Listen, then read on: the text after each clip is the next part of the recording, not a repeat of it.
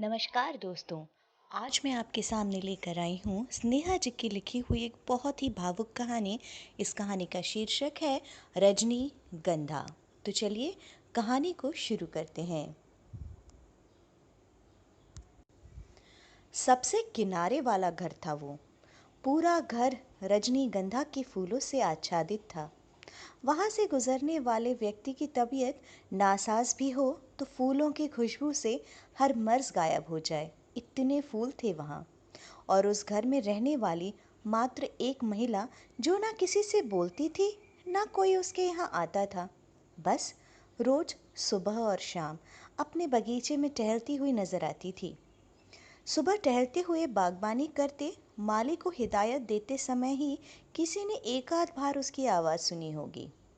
लंबी, छरहरी, कोमल काया, काले घने लंबे बाल, तीखे नैन नक्श, दूध सी उजली, पूरी अप्सरा सी थी वो।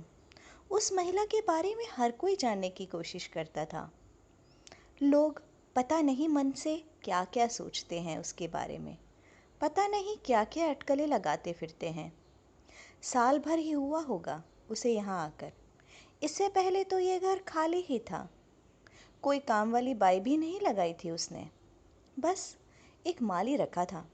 उसके आने के बाद घर का नक्शा ही जैसे बदल गया था, जैसे एक वीरान जंगल में अचानक बाहर आ गई हो। घर को पूरे बगीचे में तब्दील कर दिया था उसने। एक और ज़रूरत की सब सब्जियां लगाई थी, जैसे पालक, धनिया, लौकी, मिर्ची।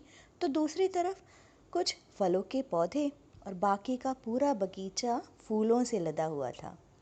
लेकिन एक बात अजीब थी कि ये फूल सिर्फ रजनीगंधा के ही थे और किसी दूसरे तरह के फूल बगीचे में दिखे ही नहीं कभी।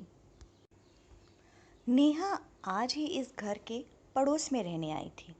वो घर भी जमाती जा रही थी और अपनी नौकरी के सिलसिले में फ़ोन पर बात करती जा रही थी। उसकी नई पोस्टिंग हुई थी इसी जगह, जो कि आज ही आई थी, तो उससे ज़्यादा कुछ पता ही नहीं था और जगह भी बड़ी नहीं थी। तो उसने सोचा आज तो खाना बाहर ही खा लिया जाए, कल से देखते हैं।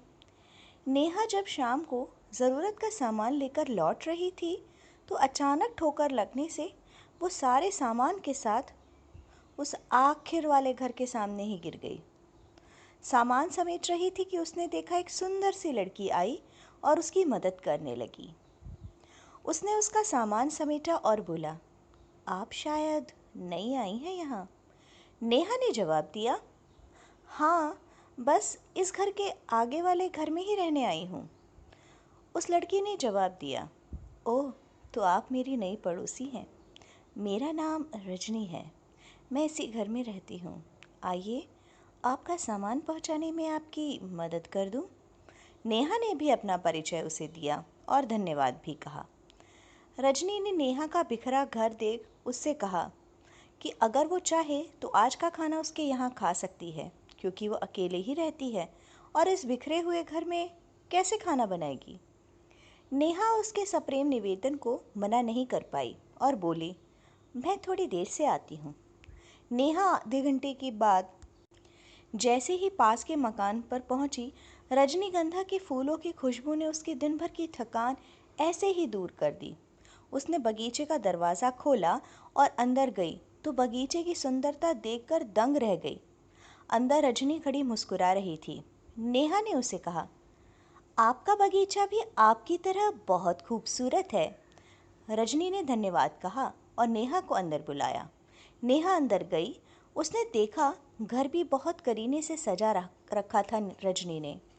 हॉल से डाइनिंग टेबल पर जाते समय नेहा ने देखा कि एक कोने में बहुत सुंदर सा वाटर फाउंटेन रखा हुआ है, जिससे पानी की बहने की बहुत ही अनोखी आवाज़ आ रही है। रजनी के घर में रखी हुई हर एक चीज़ एकदम अलग, अनोखी और शानदार थी। रजनी ने खाना लगाया और नेहा को खाने को कहा। नेहा को लग रहा था उससे बहुत सारे सवाल करे, पर शिष्टाचारवश पूछ नहीं पाई। खाना बहुत लज्जतदार बना था। उसने माँ के खाने की याद दिला दी नेहा को।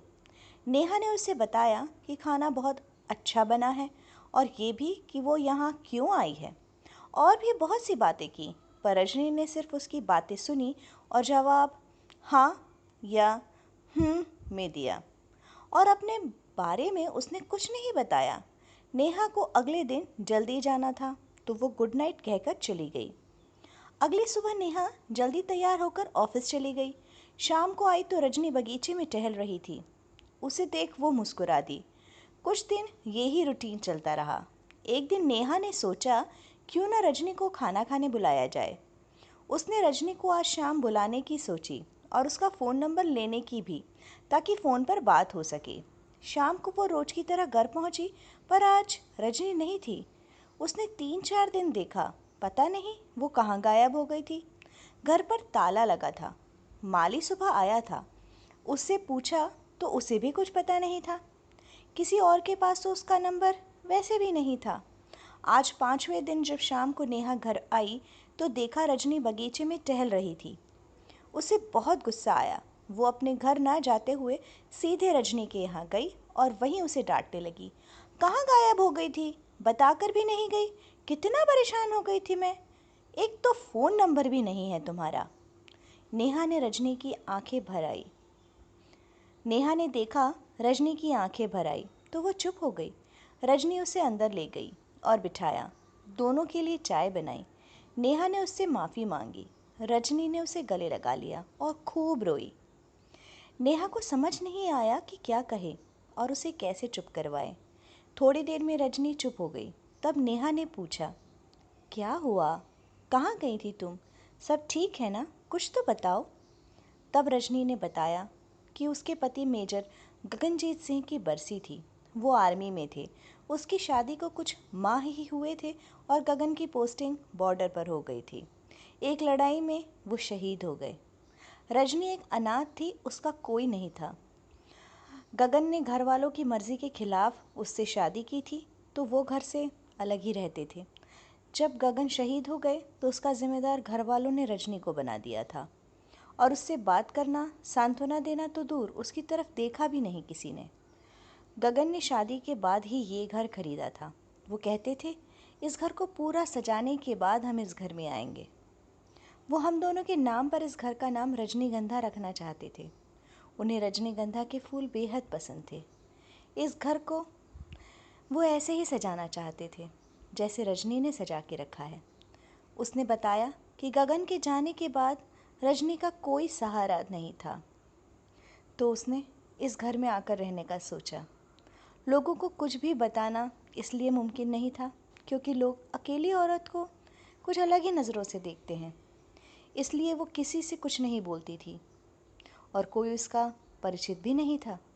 लेकिन जिस दिन नेहा तुम आई तो लगा एक बहन मिल गई। गगन के बाद आज पहली बार किसी ने मुझसे इतने हक से बात की। तुमसे बात करके बहुत अच्छा लगता है। मैंने आज तक किसी को कुछ नहीं बताया। गगन मुझे हमेशा खुश देखना चाहते थे, पर उनके बिना खुश रहने की कल्पना करना भी मेरे लिए मुश्किल था। मैं बस रोज़ उनके साथ ही बात करती थी, उनसे ही अपने दुख कहती थी, रोज़ अकेले रोती थी और फिर चुप हो जाती थी। रजनी नेहा को अपने बेडरूम में ले गई जहाँ गगन की बड़ी सी तस्वीर लगी हुई थी। उसके कपड़े करीने से टंगे थे, मानो वो यहीं रहता हो। उसकी हर चीज़ रजनी ने इतनी संभाल कर रखी थी जैसे वो यहाँ रोज़ आता हो। रजनी के साथ नेहा भी रो पड़ी। जब गगन थे रजनी जॉब करती थी, वो इंजीनियर थी। अब तो वर्क फ्रॉम होम करती थी। गगन के जाने के बाद ऑफिस के कई लोगों ने उसे दूसरी शादी करने की सलाह दी। कुछ लड़कों ने शादी करने का निवेदन भी किया। इसलिए उसने ऑफिस ही छोड़ दिया क्योंकि वो सिर्फ गगन की यादों के साथ ज़िंदगी बिताना चाहती थी। बस तब से आ गई यहाँ रहने, गगन के आशियाने को उसके हिसाब से सजाने के लिए। रात को नेहा वहीं रुकी। दोनों ने ढेर सारी बातें की। अब रजनी थोड़ा हल्का महसूस कर रही थी। दूसरे दिन नेहा कहीं बाहर गई थी और जब वापस आई तो हाथ में एक नाम की पट्टी थी जो उसने रजनी को दी। रजनी ने उसे देखा तो आंखें छलक गईं। दोनों ने मिलकर घर के दरवाजे पर लगाई, जिस पर लिखा था रजनीगंधा। दोस्तों, कितनी भावुक कहानी थी। सच, पढ़ते हुए तो मेरी भी आंखें नम हो गईं।